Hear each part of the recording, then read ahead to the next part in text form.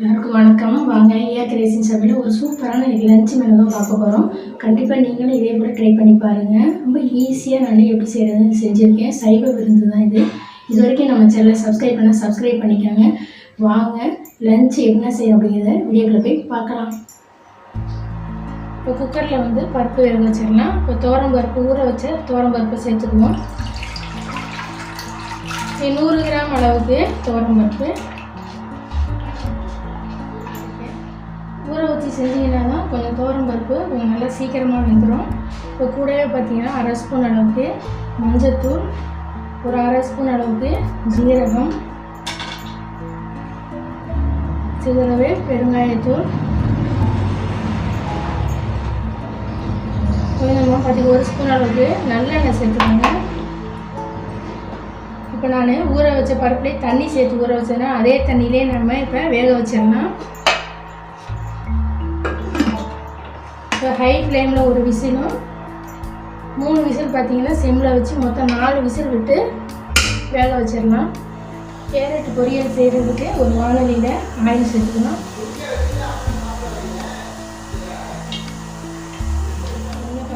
ஒரு ஸ்பூன் அளவுக்கு கடுகு மிளகு,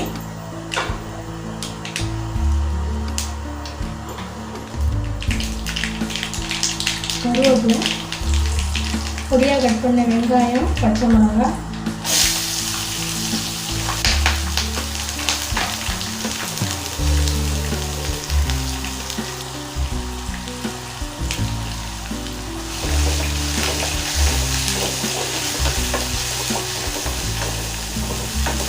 வெங்காயம் இந்தளவுக்கு வதங்கினா போதும்.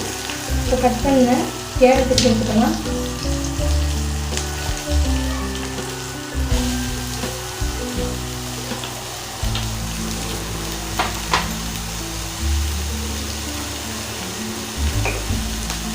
தேவையான உப்பு, தண்ணி சேர்த்துக்கணும்.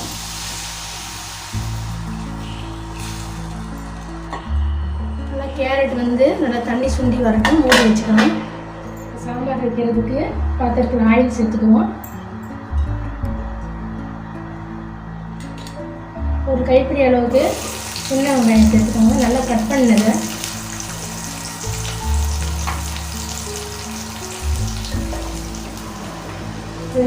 தக்காளி, பெரிய தக்காளி கட் பண்ணதை சேர்க்கலாம்.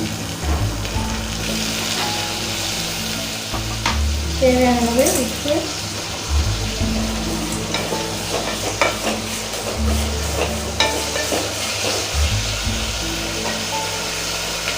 தக்காளி நல்லா வதங்கிடுச்சு. கட் பண்ண காய் சேர்த்துக்கலாம். முருங்காய், கத்திரிக்காயும் நான் சேர்க்குறேன்.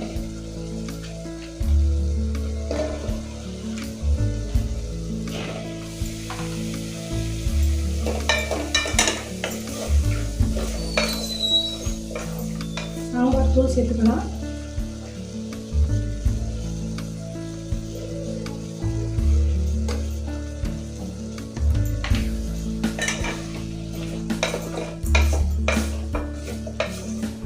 எவ்வளோ சாம்பார் தேவையோ அந்த அளவுக்கு தண்ணி சேர்த்துக்கலாம்.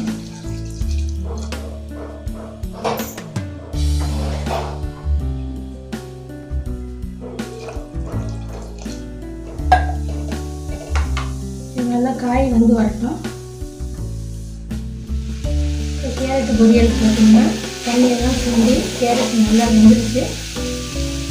இப்போ துருவ தேங்காய் சேர்த்துக்கலாம்.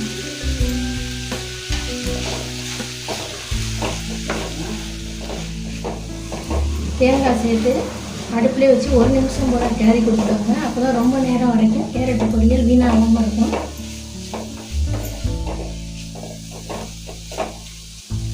அவ்வளோதான், கேரட் பொரியல் ரெடி ஆகிடுச்சு. சாம்பாருக்கு பார்த்திங்கன்னா காய் நல்லா வெந்துருச்சு. இப்போ நம்ம பருப்பு வேக வச்சதை சேர்த்துக்குவோம்.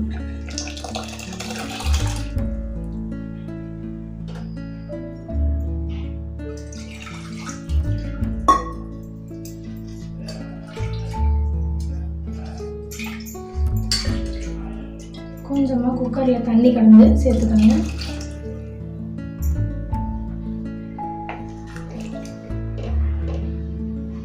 இது ஒரு 5 நிமிஷம் நல்லா கொதிச்சு வரட்டும். உருளைக்கிழங்கு வறுவல் செய்கிறதுக்கு ஒரு வானலியில் ஆயில் சேர்த்துக்கலாம்.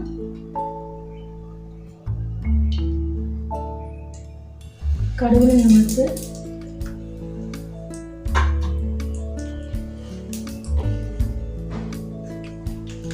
கருவேப்பிலை சேர்த்துக்கணும். உருளைக்கிழங்க தோலை நீக்கிட்டு குட்டி குட்டியாக கட் பண்ணியிருக்கேன், அதை சேர்த்துக்கணும்.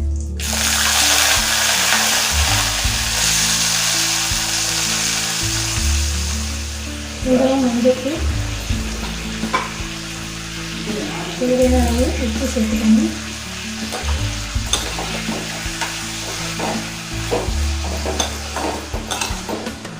மிளகாத்தூள் சேர்த்துக்கணும்.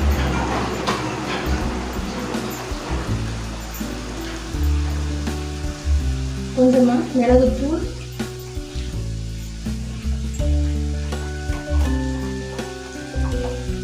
கொஞ்சமாக ஜீரகத்தூள்,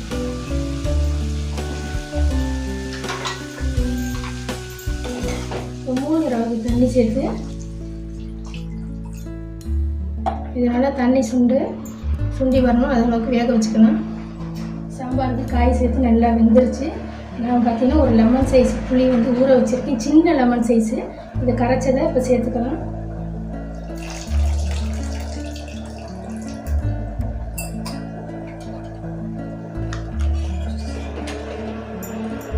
புளி சேர்த்து இது ஒரு 3 நிமிஷம் கூட நல்லா கொதிச்சு வரட்டும். சாம்பார் புளி சேர்த்து நல்லா கொதிச்சிருச்சு. இப்போ இதை இறக்கி வச்சு தாளிச்சிடலாம்.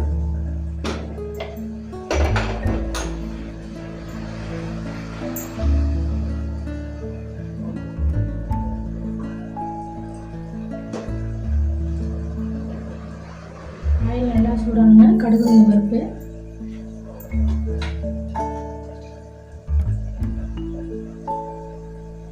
அரை ஸ்பூன் அளவுக்கு ஜீரகம், ஒரு 6-7 வெந்தயம், கடுகு நல்லா பொரியணும், கருவேப்பிலை, கொஞ்சமாக பெருங்காயத்தூள்.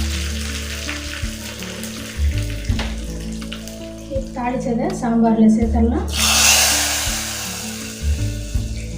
சாம்பார் ரெடி. உருளைக்கிழங்கு நல்லா தண்ணி சுண்டிடுச்சு, நல்லா கிழங்கு வெந்துருச்சு. ஒரு 4 பல்லு பூண்டு பார்த்தீங்கன்னா தோலோடே நச்சு இது கூட சேர்த்துக்கோங்க. அடுப்பை குறைச்சிட்டு இதை நல்லா சுருளை நல்லா முருவலாக வர வரைக்கும் நல்லா கிளறி விட்டு ஒரு 5 நிமிஷம் போல் நல்லா உருளைக்கிழங்கு கிளறி விடுங்க. உருளைக்கிழங்கும் பார்த்தீங்கன்னா ரெடி ஆயிடுச்சு. அவ்வளோதான், உருளைக்கிழங்கு வரைக்கும் ரெடி ஆகிடுச்சு. அடுப்பு ஆஃப் பண்ணிடலாம். சூப்பராக லஞ்ச் ரெடி பண்ணிட்டோம் பாருங்கள். கண்டிப்பாக நீங்களும் ட்ரை பண்ணி பாருங்கள். இந்த வீடியோ பிடிச்ச லைக் பண்ணுங்கள், ஏஆர் கிரியேஷன்ஸ் சேனலுக்கு சப்ஸ்கிரைப் பண்ணுங்கள். இன்னொரு ரெசிபியோட பார்க்கலாம். தேங்க்ஸ் ஃபார் வாட்சிங்.